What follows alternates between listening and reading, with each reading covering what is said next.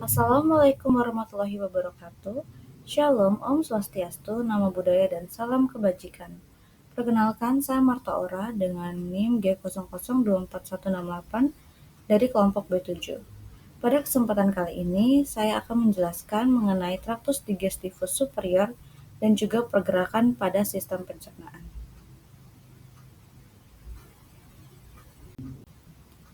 Pada hari ini kita akan membahas beberapa bagian. Yang pertama itu mengenai traktus digestivus superior, lalu yang kedua ada kompensasi sphincter dan juga gerakan pada sistem pencernaan. Baik, bagian pertama traktus digestivus superior.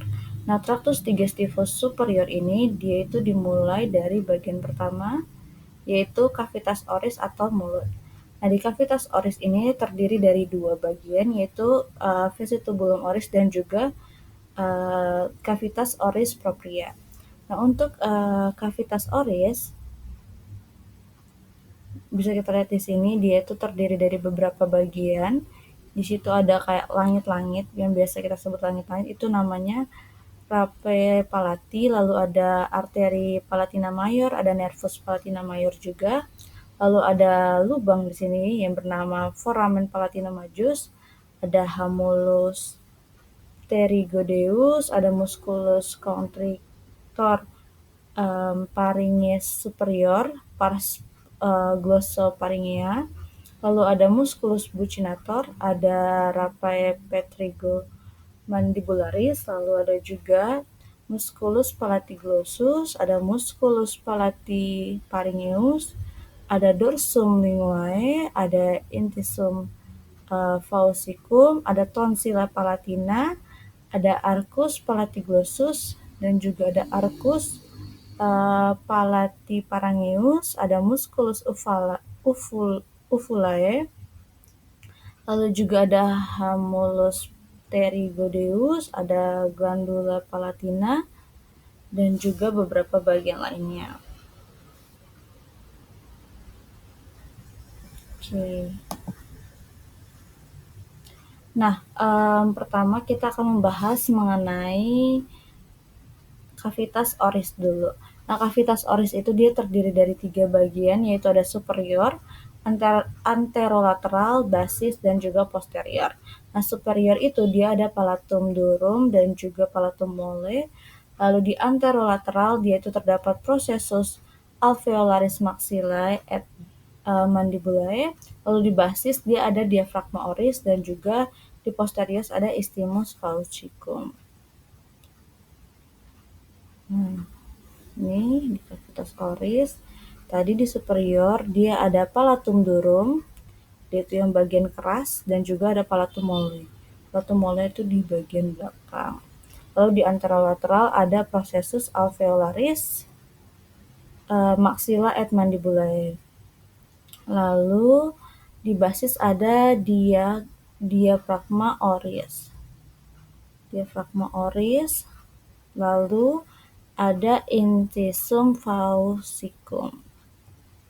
Selanjutnya adalah bagian dari vestibulum oris. Nah, di vestibulum oris itu dia itu bagian luar yang bentuknya itu seperti tapal kuda. Nah, di bagian anterolateral itu terdapat labium superius et inferius oris dan corpus adiposum buccae. Dia biasa di sini. Labium itu berarti yang kalau kita membuka bibir itu ada kayak serabut yang menyambungkan bibir dan juga gusi. Nah, itu namanya labium. Lalu di superiornya itu terdapat lipatan membran mukosa yang dibentuk oleh labium superius oris dan juga corpus adiposum buccae ke arah gingitiva. Lalu di bagian dorsal atau dalamnya itu terdapat arcus dentalis superior et inferior, dan juga terdapat processus alveolaris maxilla et mandibulae. Lalu di bagian inferior atau di bagian bawah itu dia itu sama seperti bagian pada superior, yaitu terdapat lipatan membranosa. Kita lihat, oke. Bagian berikutnya kita akan membahas mengenai lingua atau lidah. Pertama, kita akan membahas mengenai otot-otot ekstrinsik pada lidah. Nah, ototnya itu terdiri dari apa saja? Yang pertama ada musculus longitudinalis inferior, ada di sini. Lalu ada musculus geniglossus, ada di atas dan juga di bawah. Ada musculus hyglossus, ada juga musculus styloglossus, ada musculus styloparyngeus, dan juga yang terakhir ada musculus constrictor pharyngeus medius.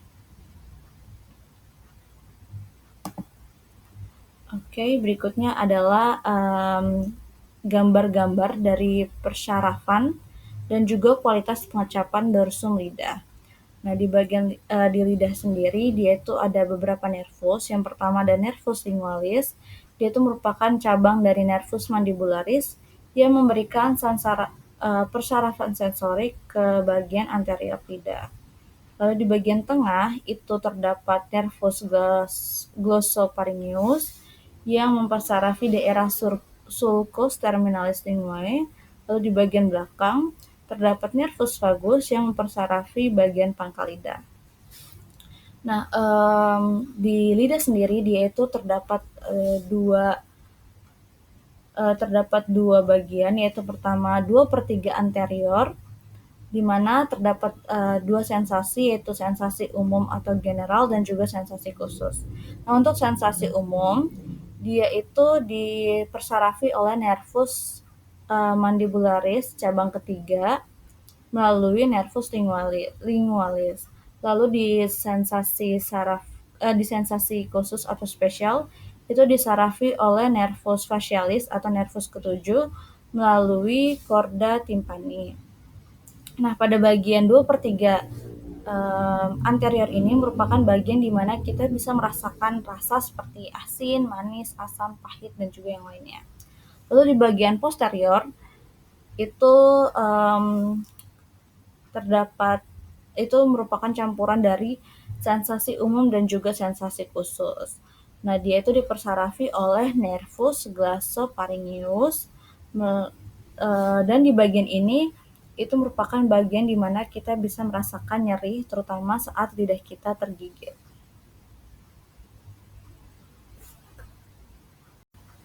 Bagian berikutnya kita akan membahas mengenai orofaring. Nah, bisa kita lihat pembagiannya.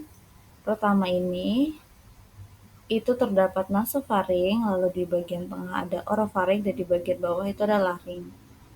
Nah, orofaring ini dia itu membentang setinggi vertebra cervical yang kedua sampai ketiga, atau setinggi palatum mole di bagian kranial hingga margo superior dari epiglotis bagian caudal. Nah, orofaring ini berhubungan dengan kavitas oris melalui isthmus faucicum. Nah, isthmus oropharyngeum ini dapat ditutup oleh elevasi aspektus dan juga posterior lingua, depresi palatum, dan juga pergerakan dari medial arcus palatoglossus menuju garis tengah.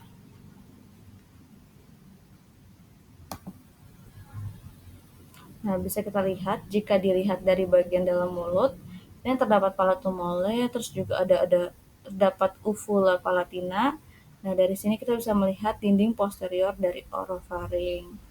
Nah, ini merupakan tepi anterior dari isthmus faucicum atau oropharyngeum, atau bisa disebut juga arcus palatoglossus. Berikutnya kita akan membahas mengenai esophagus. Nah, esophagus dia itu merupakan suatu tabung muskulorum yang lewat antara paring di leher dan juga gaster di bagian abdomen. Nah, esophagus pars abdomen ini terletak di regio epigastrium dan juga dimulai pada margo inferior cartilago chirochidea, dan terdapat 3 otot penyusun dari esophagus ini. Nah, bagian sepertiga superior dia itu tersusun oleh otot lurik yang bersifat volunteer, lalu di bagian sepertiga medial dia itu tersusun oleh 2 otot, yaitu otot lurik yang bersifat volunteer dan juga otot polos. Lalu di bagian sepertiga inferior dia itu tersusun oleh otot polos. Nah, ini kita bisa melihat ada arteri-arteri yang terdapat di sekitar dari esofagus. Dia itu juga dekat dengan pembuluh aorta yang menuju ke jantung. Nah, selain tersusun oleh 3 otot, esofagus juga terbagi menjadi 3 bagian, yaitu pars cervical dengan panjang sekitar 5-6 cm dan terletak setinggi vertebra cervical ke-6 sampai vertebra toraks pertama. Lalu pars thoracica, seperti namanya toraks, jadi dia itu panjangnya itu 16-17 cm dan setinggi vertebra toraks pertama sampai vertebra toraks ke-8. Lalu di bagian terakhir merupakan pars abdominalis, yaitu terletak setinggi vertebra toraks ke-10 sampai vertebra toraks ke-11. Dan dia ini terhubung dengan kardia lambung. Jadi pars abdominalis itu sudah ada di bawah sini, dekat dengan kardia lambung. Lalu kita bisa melihat juga persyarafan yang ada pada esofagus di sini. Nah, itu terdapat nervus vagus sinistra, ada nervus vagus dextra. Lalu kita juga bisa melihat terdapat plexus esofagus. Nah, di plexus esofagus ini akan terdapat beberapa percampuran serabut-serabut dari dua nervus vagus saat plexus berlanjut ke inferior menuju diafragma. Jadi diafragma itu akan berada di antara sini. Nah, tepat di atas diafragma, serabut-serabut plexus berkumpul menjadi dua telunci, yaitu ada truncus vagitalis anterior dan juga truncus vagitalis posterior.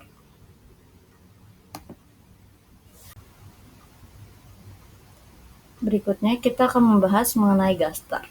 Nah, gaster ini merupakan bagian traktus gastrointestinalis yang paling dilatasi dan memiliki bentuk seperti huruf J. Dia itu terletak di antara esophagus, pars abdominalis, dan intestinum tenue. Lalu gaster juga berada pada regio epigastrium, regio umbilicalis, dan juga regio hypochondriacum sinistra abdomen. Nah, gaster itu terbagi menjadi 4 bagian secara umum, yaitu pertama ada pars cardiaca yang mengelilingi lubang esofagus ke dalam gaster. Lalu ada fundus gastricus yang merupakan area di atas ostium cardiacum. Nah, fundus gastricus ini dia itu um, lebih banyak gasnya dibanding dengan cairan. Jadi asam lambung itu berada di daerah sini, sedangkan di bagian fundus itu terdapat gas. Lalu ada juga bagian corpus gastricum atau biasa dibilang body atau badan. Dia itu merupakan daerah terluas dari gaster. Lalu ada pars pylorica di bagian bawah sini yang menjadi antrum pyloricum dan juga yang terbagi menjadi antrum pyloricum dan juga kanalis picericus dan merupakan ujung distal dari gaster. Dia akan membawa makanan yang ada di lambung ini menuju ke duodenum. Lalu berikutnya, ini terdapat beberapa arteri yang mensuplai ke daerah lambung. Yang pertama itu ada arteri gastricae brevis, ada arteri splenica atau lienalis, ada arteri gastrica sinistra, ada arteri hepatica propria, ada arteri gastrica dextra. Lalu di bagian sini ada arteri gastroduodenalis, ada arteri pancreaticus duodenalis anterior superior, lalu ada arteri pancreaticoduodenalis superior posterior, lalu ada aorta abdominalis, lalu di sini ada arteri gastroomenthalis dextra dan juga gastroomenthalis sinistra.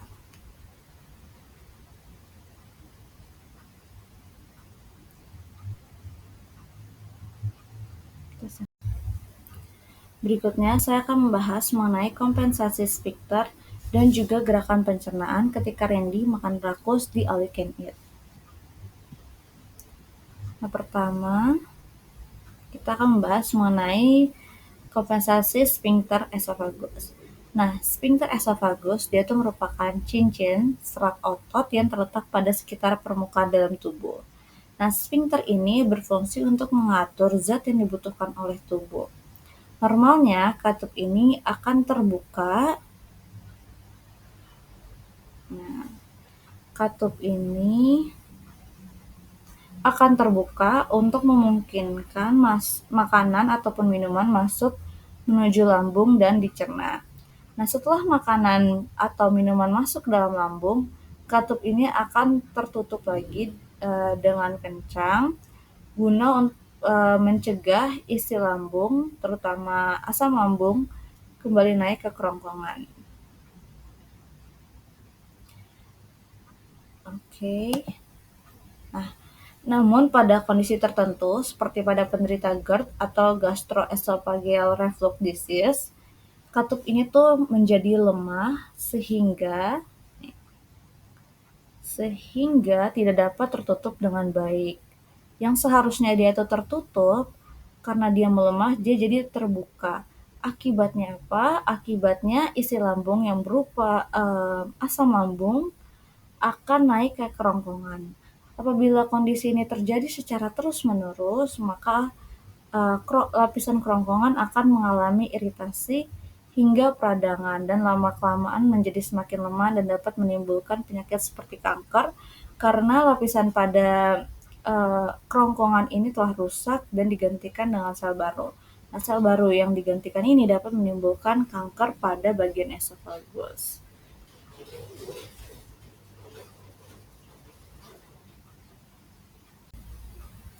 Berikut ini saya akan membahas mengenai pergerakan pencernaan ketika Randy makan All You Can Eat. Nah, ketika Randy makan All You Can Eat, dia itu merasa lebih cepat kenyang padahal ia baru makan sedikit. Nah, hal ini dikarenakan ketika makanan turun dari kerongkongan menuju ke lambung, lambung Randy ini masih terisi penuh dengan makanan yang sebelumnya telah ia makan. Nah, makanan yang seharusnya sudah dicerna di usus itu tertampung di dalam lambung, sehingga lambungnya ini menjadi penuh dan membuat Randy ini merasa sudah kenyang meskipun baru makan sedikit. Nah, kondisi ini biasanya itu dinamakan dengan gastroparesis, yaitu di mana gangguan pada otot lambung dan terjadi gangguan pada otot lambung di mana otot lambung ini menjadi lemah dan lebih lambat dari yang seharusnya itu mencerna makanan dan menyalurkan ke usus menjadi terhambat sehingga makanan itu menumpuk di dalam lambung. Nah, kondisi ini tentunya mengganggu aktivitas otot, terutama gerakan peristaltik pada lambung, di mana dia itu menggerakkan makanan melalui lambung dan membuat makanan yang ada di lambung ini masuk ke dalam usus halus. Nah, jika otot dan saraf lambung ini tidak dapat aktif dengan benar, maka lambung tidak dapat memproses makanan atau mengosongkan dirinya sendiri sebagaimana mestinya. Sehingga kondisi ini tentunya akan menghambat dari proses pencernaan Randy. Dan jika dibiarkan, maka tentu saja akan menimbulkan beberapa penyakit, salah satunya seperti diabetes. Baik, sekian dari saya mengenai penjelasan dari laporan kedua. Mohon maaf apabila ada salah kata. Sekian dari saya, terima kasih.